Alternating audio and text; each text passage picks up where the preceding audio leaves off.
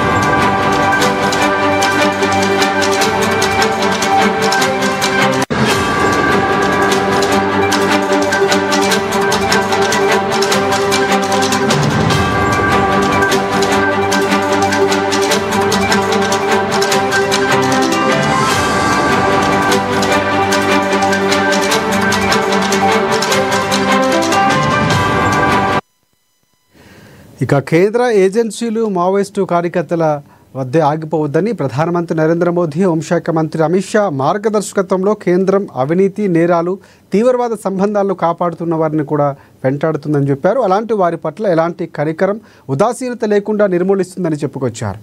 మీరు ఎవరైనా ఎంతటి పెద్దవారని భావించినా అలాంటి నెట్వర్క్ల నుంచి పక్కకు తప్పుకోవాలని సూచించారు. దేశ అంతర్గత భద్రతకు విఘాతం నిలిస్తే మీరు ఎంత పెద్ద నాయకులైనా కూలిపోవాల్సిందని అన్నారు. తెలంగాణ రాజకీయ నాయకులు దీన్ని హెచ్చరికగా భావించాలంటూ ట్వీట్ చేశారు. బండి సంజయ్ వ్యాఖ్యలు ఇప్పుడు తీవ్ర దుమారం రేపుతున్నాయి.